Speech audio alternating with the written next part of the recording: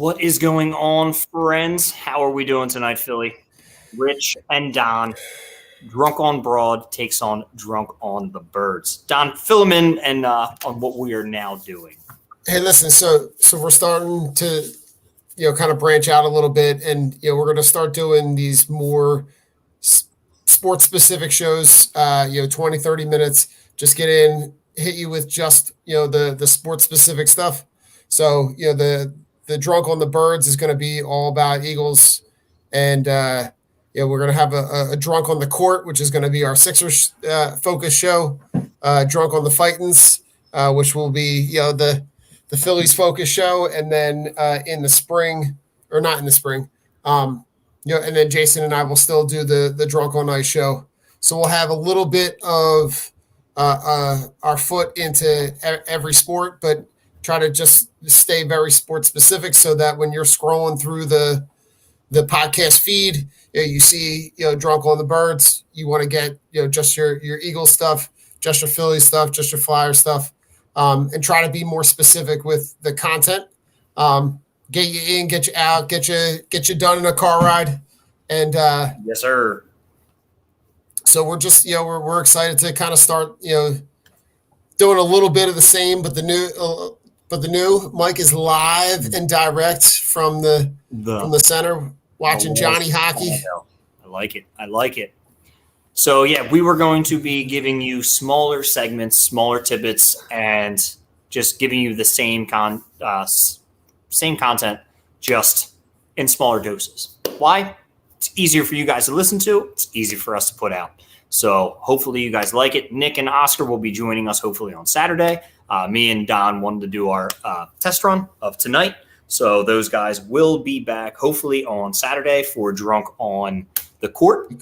Which will be exclusively dropped on podcast platforms. We will not be streaming that live.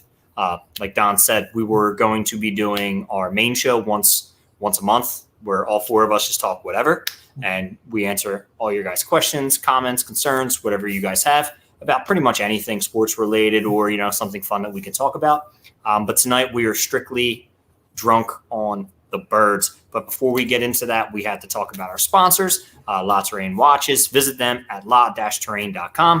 Use the promo code DOB.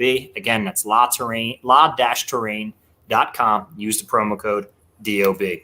And also, to interact with us during the show, use comments on Facebook or on YouTube. Twitter comments are still not working, and it is beyond frustrating for us, and it's beyond frustrating for everybody else who puts out a podcast on Periscope, because you can't see comments. No, and we've just to touch base with everybody, we've kind of reached out to StreamYard. It is not a StreamYard issue; it is a Twitter issue. Reached out to them with no word back, no feedback on that, when that could be clarified, rectified, solidified. Who knows? But you can still interact with us on the live stream that is on Facebook and then on the YouTube channel. So, if you want to go like and subscribe, hit that reminder so that you're getting the alerts whenever we go live or whenever our content is going to get dropped. So, yes, sir. That being said, Rich, quite an impressive way to kind of wrap the crappy Philly sports weekend. It was a good. What's up, my what's brother? going on? It was a good way to see the evolution of this team. We've seen the struggles of this team early. A lot of that might be kind of tied directly back to the strength of schedule at the beginning of the season. But I think what you're seeing is that if you took the approach of not riding and dying on every week, that you can start to see glimpses of where this team could kind of find its way and be successful. Very true. I mean, I was on the notion of I thought they were done after week 3, just how pitiful the coaching staff was doing and Hurts' effort and not running the ball. But you know what, Sirianni is? I'm not going to say he's impressed me, but he's actually starting to look competent, which is very nice. And it's a good thing to see. Like, I don't root for anybody to fail. I don't like one and dones because it only, let's be real, it just kills the chemistry on the team. It kills the philosophy that maybe you want to instill in your quarterback for this year. I'd like, congruent pieces. I'd like things staying together for a while. And I like Sirianni made the adjustments. I think running the ball has been why they are most successful, the number one rushing team in the league right now. And let's be real, it opens up the passing game for Jalen Hurts. Jalen Hurts is making some better throws. Devonta Smith is looking all pro, highest pro football or PFF wide receiver in the past 4 weeks is Devonta Smith, which is impressive. I thought it would be Mr. Cooper Kupp or Debo or, guys of that stature. I'm not saying Devonta Smith can't be there, but, Slim Reapers look good. And he's running crisp routes, and he's catching the ball when it's thrown to him. And Hurts looks more comfortable in the pocket. And that's what I want to see from him as a passer, especially when he's stepping into those throws and he's making his reads. I think, they're simplifying the offense enough for him to be successful, and leaning on Jordan Howard and Boston Scott and Kenny G. It helps. It helps. And it's only going to help his development. Right. I think you're seeing the evolution of his game, right? You're seeing the fact that when he doesn't have to throw the ball 47 times and they're not trying to run the Oklahoma air raid, offense, he can be competent. And what I've seen in the past couple weeks, that especially when I went back to watch the Chargers game and the game from this weekend compared to the Chiefs and 49ers games earlier in the season, right? You're seeing a guy who is moving and is much more comfortable in the pocket. Yep. You're seeing a guy who, now that they've got him under center, those RPOs and play action passes are much better. They're much more efficiently run. They're more believable. Do I think he needs to see the field better? Yeah. That's something that still needs to improve. Does he need to be more accurate throwing the ball so that he's not throwing the ball behind guys and get guys killed? Yes. I think that would directly lead to the yak, the yards after the catch for some of your receivers, where they're not falling. They don't have to come back to a ball that you can see pockets where he can be successful. There's flashes of greatness, and there's flashes on things that he needs to improve on. And if we're still categorizing Jalen Hurts as a rookie quarterback, which is fine because technically he is. Right. Thank you, Jason, for the share. I appreciate it, my guy. Always a great dude. Always a good conversation. Great guy right there. If you don't follow him, which everybody probably does, follow our man Jason at Mustaine and some numbers on Twitter. I just don't remember it, but I remember that. But Adam says if they play like this the rest of the year, like they did Sunday, they have a good chance to make the playoffs. And Adam, I am in complete agreement with you. I just see their defense stepping up. I don't, like I said last night on Chip Show, Chips and Dish 1 year anniversary. Chip, congratulations. Yeah. Me and Dom were on there. That was a ton of fun. That was a really good time. But like we said last night, the defense is kind of bailing themselves out, not through coaching, but just through pure personnel and pure talent. Darius Slay, Davion Taylor calls his first turnover in the history of him being a football player, which is crazy because he did play in college, but he never forced a turnover. He actually forced one, and then Slay picked it up and ran it back. Fantastic job by those two individuals. The defensive line is looking better. The linebackers are still shaky. You can still run all over these guys. But, our cornerbacks are clamping down. Anthony Harris is looking a little bit better. But I'm not getting my hopes up because I do think the Broncos are complete garbage. I know they beat up on Dallas, but that was Dak just coming off of that week. Dallas is a bunch of frauds. I don't think Dallas is good at all. But when you look at what they did, what Denver did against them was running the ball. They had a lot of success. They created turnovers. They held Dak Prescott under like 100 yards in the first 3 quarters. Right. Jalen Hurts and that offense was designed on Sunday to run the ball down their throat and to create pressure on Teddy Bridgewater to make Teddy Bridgewater be Teddy Bridgewater. And Broncos fans can agree. Broncos fans are not happy with their quarterback situation. No. They don't like Teddy Bridgewater. They don't like Drew Lock. They know they're both not the answer. So what do? They don't draft a quarterback this draft, which they should have, and they sign or they trade for Teddy Bridgewater because that makes absolutely no sense. They could have had Mac Jones. They could have had any of the guys in the first. I was going to say any of the guys that were available. But they decide to wait, and then now this year they're not going to have a high enough pick to grab the Bryce Young guy. Correct. So there's no other really good quarterbacks in this year's draft. What was Denver thinking? I have no idea, but we're not a Denver podcast, and this is why we kicked their ass. Because you have Teddy Bridgewater, who is not a competent NFL quarterback, back there slinging it to 7 talented guys. Their offense is absolutely loaded, and they only mustered 13 points. That is the part that blows me away. That's amount of the guys that they have surrounding Teddy Bridgewater, their running back room, their wide receiver group, like just the wide receiver group, right? Jerry Jeudy, Cortland Sutton, KJ Hamler, like you name them. Fireball Jones, they can Tim Patrick. Right. Like you've got guys that have talent, that have speed, that can get down the field. And then you've got Teddy Bridgewater, who is just your career journeyman guy, who I really truly think that they thought that's all that they needed with the guys that they had. But what you're seeing is that even if he performs slightly below, you're getting the worst of Teddy Bridgewater. Yes. And where, I think, Rich, that they're focusing in on the parts that they do well. I really like how this offensive line is starting to build a young core. They are a bunch of maulers, Don. Right. They are a bunch of maulers. So if that, and Rich, if that becomes their identity, I'm cool. I am cool with that. Like, and you got Miles Sanders coming back, right? So you put him now in a guy who's significantly more explosive than any of the guys they got on their roster. Yeah.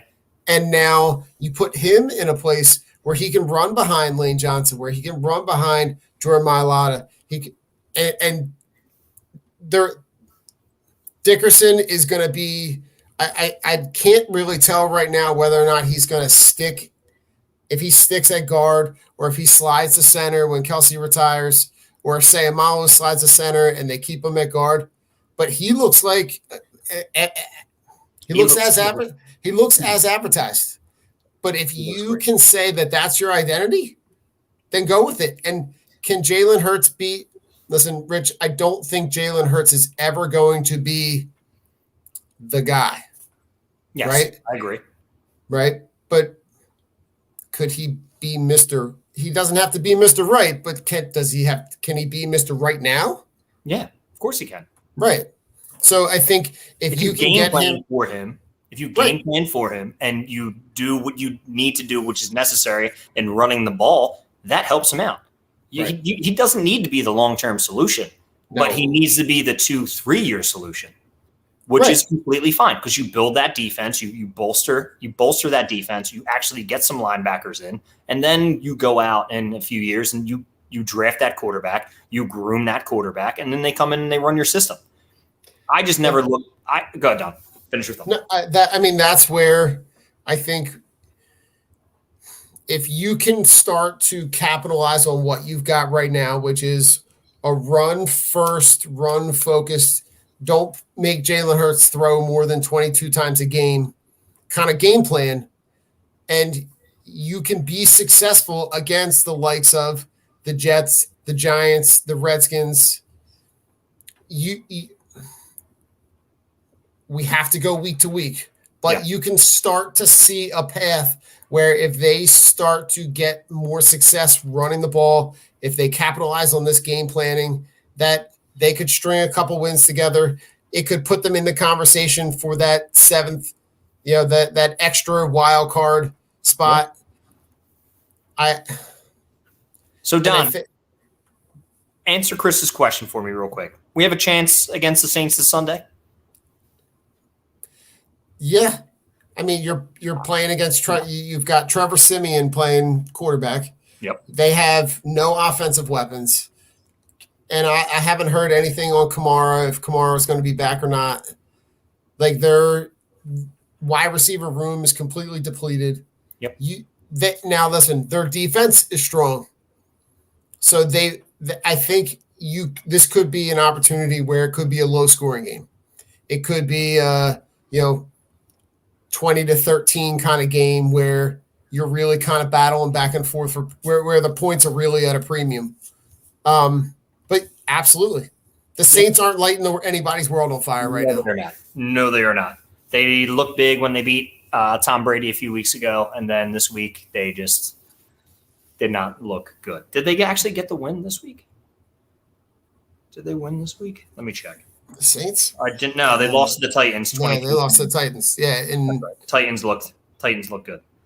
But no, yeah, I just see this Sunday. I just want to fast forward to Sunday before we go back real quick to answer Chris's question. I think the Eagles do handle business on Sunday. I think that defense is good, but I also believe that we are home on Sunday. We are. And I think that's a little just plays better in our favor. I just don't like playing down in NOLA, and I just think the Eagles are going to handle business. If they run the rock as advertised the past 2 weeks, I think we can beat anybody. I'm just taking I watched the whole game last night. Even when we were on Chips and Dish, I was watching the whole game and watching that 11-minute drive from San Fran last night, where it was an 11-minute, 18-play drive that sucked the soul out of the Rams. Yeah. We could mimic that offense. Do we have the caliber of wide receiver playmakers? No, but we can mimic that offense. I'd like to see Jalen Reagor maybe running the ball like Debo. If you can get him on those the sprint screens or the jet sweeps where you can capitalize on what he does well, which is speed. Speed, right? He's not if they could, Eagles, please stop throwing him wide receiver screens. Yeah, I don't need to see him drop the ball. Where he either drops it or he tries to make 47 moves and loses 8 yards. Yeah, I don't need to see him anymore. No one wants to see it. It's not necessary. So, if you can get Quez Watkins on those wide receiver screens, if you can get him on those jet sweeps. Yeah, those are opportunities where you can get those guys that you drafted in positions to be the most successful spot. So for me, look at opportunities to get those guys on jet sweeps, get those guys in space, get Devontae Smith on the. I think that you're seeing them now start to integrate the slant routes into their game plan, getting those guys in space, getting them in positions to play better, I think only leads to more of an opportunity to be able to be successful. Agreed. So what are your keys to the victory on Sunday? You got to keep doing what you do well. You got to run the ball. You got to stay consistent, even though you might be on a trip where you have or a drive where you have a couple of runs that are 2-3 yards. Keep running the ball. Keep running the ball. Even if you got to put at some point you're not successful on third down, you punt. You keep running the ball because the consistent focus on the run is going to set up the play action pass along. When you keep Hurts under center and you're able to focus on him being able to get to a place where he plays well. Yep. That to me says that you're going to give yourself the best opportunity to win on Sunday. Agreed. And Rich, a couple of things to keep in mind throughout the rest of the season. One, that they're not going to get on a plane the rest of the season, which is great. Every game is either in New York, New Jersey, DC. That is correct, Chris. We have not moved home. But Chris, at the same time, look at the teams that they've played at home, though. Yeah. Right. They've played a really good San Francisco team. They played a really and look past their record, but a really good Chiefs team. Yeah. You played the defending Super Bowl champion Bucks. You played It's been a tough paper. You played the Chargers. So like you've played really, you've played the hardest part of your home schedule already. So it honestly doesn't surprise me that they don't have a win at home. But I think this is it's a good opportunity to get a win because the Saints can be had, and all 1:00 games from now on. I love it. I'm going to say my keys to victory. I want to see that offensive line play well. Jalen Hurts is going to have to make some real tough throws against this defense because my worry is if we do somehow get down 14 or 10, and if they steer away from the run, which I hope they do not, because I think they still can control the clock and they can still do well, even if they're down double digits, just wearing that defense down, Jalen Hurts is going to have to step up and make throws. And that's what I want to see. I want to see Slim Reaper take over. I don't know what's going to happen with Dallas Goedert, if he's going to clear the concussion protocol, which is another hit, because let's be real, outside of the receiving game of Devonta Smith, there's really nobody. You see the target shares per the wide receivers. I don't want to see Rager catch the ball. I don't want to see him out there. Quez is good, but he's not a game changer, and he's not going to fight for those yards like Goddard. So, I mean, it's going to be tough, but I do see the Eagles winning like 21-17. If I had to predict the score, that's what I'm going on. I think you're right. I think it could be a close game. We'll talk about that. It was the Flyers game. Yeah. We'll talk about that on another show, Chris, because right now we're just doing it's 5 minutes of the birds, but it's all birds. So, I mean, Rich, who's a guy that you're looking at on defense that is going to be that has underperformed up to this point that could change the trajectory of how that defense plays? It would have to be Davion Taylor. It has to be. Yeah. I need somebody to step up at linebacker. Speed bump Singleton is not it. So he's just a speed bump, dude. You hit him, you get 7-8 extra yards, but he makes the tackle. Dude's got 14 tackles, but lets up like 180 yards a game. Like, it's amazing. I love that guy. It has to be Davion Taylor. It has to be the linebacking group. So I'm looking at him too. He's underperformed. He got his first taste of punching a ball out. Like, let's go, kid. Like, make it happen. Yeah, I think the linebacker play has to. I think when you see them when they released the guy that they signed from the Vikings earlier on a couple weeks ago, Wilson, and then you take the snaps away from Singleton, you're elevating Taylor. I think you're seeing their linebacker play. You're almost giving those guys the same opportunity as Jalen Hurts. Yeah. Right. You're giving those guys opportunities to be on the field and play and to go back to everything that we said at the beginning of the year. Right. This is about seeing what pieces you have to move forward with.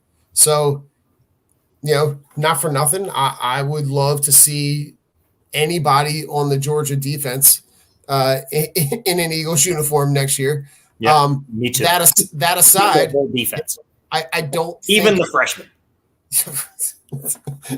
I heard someone talking about it. I think it might have been who did I hear? I heard the two. Well, I shouldn't say two. The one guy whose opinion I trust the most is Ray Didinger, and when I hear him say he would drive down to Georgia, stand outside a dorm, and just grab the first 3 guys that walk out of the dorm, like the guys that are on that defense are impressive. Those dudes to watch them in and out. But I think to see what Sean Bradley has, to see what Davion Taylor has. Temple grad, baby. And another guy, Rich, that's been impressive is Avonte Maddox. Oh, he's been great because he's a slot guy. They figured it out. We knew what he was. Eagles finally figured it out. Right. So, if you look at the output of tight end play over the course of the season, I think you would be hard pressed to find a game where the only game that I can think of off the top of my head where the tight end really killed him was the Raiders game, and that wasn't even Waller. right? That was the guy who is Waller's backup, but Foster Moreau, Foster Moreau, who's a beast in and of itself. But the way that you capitalize on finding what you have is by just letting these dudes play and see what you have. And the worst case scenario is that you know that they can't play and you move on. Dom, and that leads us right there to our final thoughts. I want you to take it over, brother. You go first. Listen, as far as this was a very, very difficult season to go into because it required a completely different mindset of not living and dying. When I know that the people in my family are sitting there asking me if the game is even on, I know that something is changing. Yeah. Not living and dying on every play, on every possession, but really trying to watch this nucleus grow. There's a lot of things that I questioned early on in the season that are now growing on me. Seeing the evolution of Sirianni, even though we know he's a young guy, where they tried something at the beginning of the year and it didn't work, and now they're switching it up and they found something that worked and then they're capitalizing on it. And I think the thing that, Rich, that's going to be my final thought is be yourself, right? Sirianni doesn't really care if you like that he wears the players' t-shirts or not, or that you like his plant analogies, or you like what college basketball team he references. Yeah. He's genuine. And I think the players see that. I like that, Adam. The players see that he's genuine. And I think that helps him, because that helps the play. That allows the players to buy in, because they know whatever they're getting is authentic. So be yourself. Agreed. I'm going to answer a question for Chris. Where's Oscar and Nick tonight?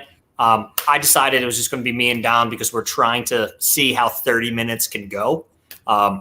This is our first of the mini episodes before our hourly monthly episode. So I wanted to see how the conversation back and forth between me and Don can go in 30 minutes. And it has been delightful. It's been fresh and it's been crisp. And I love everything about it. That is not my final thought. My final thought, I may have overreacted a lot this season, but that's who I am. That's the passion that I have. It's not that I don't like Jalen Hurts. I just never liked him as a prospect. So it's kind of hard trying to sell me on a guy who I watched in college, and I always say this. But the thing is, I love his leadership qualities. I love the fact that the guy has control over that locker room. I like that he's willing to grow, and he's not just coming out saying, oh, no, it's not me, or pulling in Aaron Rodgers with his bullshit, or throwing anybody under the bus. He's all about accountability. He's all about making himself better. Sometimes it gets annoying when the guy just keeps saying, oh, I got to be better. I got to be better. And it's like, show me. But I think Sirianni is giving him the keys to success. And I think that's where the accountability comes in, because Sirianni is all about, it's my team. I'm not throwing anybody under the bus. I need to be better. And I think he is getting better. I think he's getting better in helping Jalen Hurts grow. I think that Jalen Hurts has the makeup of being a competent quarterback in a certain type of system. And can that system be a Kyle Shanahan system like that we're running right now, where it's a lot of running the ball, it's short passes, you take the deep shot, we get another speedy wide receiver in here alongside Devonta Smith, we can see what happens. Dallas Goedert comes back and he's healthy. Hey, man, let's see what happens. I have faith in this team. I have faith in these players. I still don't have faith in Howie Roseman or Jeffrey Lurie, but that's just me. But when you're coming off a season where you know it's going to rebuild, it's tough, because no one ever wants to say that you're in a rebuild, because I don't want to go through that. I didn't sign up for that as a fan. I always want to be competitive. So when you hear those things, it kind of hurts. And it's like, nah, F that. Like, no, like we need to win now. This is what I want to see from my team. And that's where we're going to go. My final thoughts are that. And like Don said, just be yourself. Like in a world of fakes and wannabes, don't be anybody but you. We are Drunk on Broad. This was our first mini episode of Drunk on the Birds. I am Rich. That is Don. Nick and Oscar will be hopefully joining us this weekend when we put out Drunk on the Court, which is going to be our Sixers-based content show. Again, it's going to be between 25 and 31 minutes because we're running at 30 minutes and 15 seconds. So we're going to get out of here. Guys, it's been a pleasure. Adam, Chris, Jason, Mike, everybody who tuned in, thank you so much. We will talk to you soon. And guess what? Welcome to Penny, bitch. Go Birds.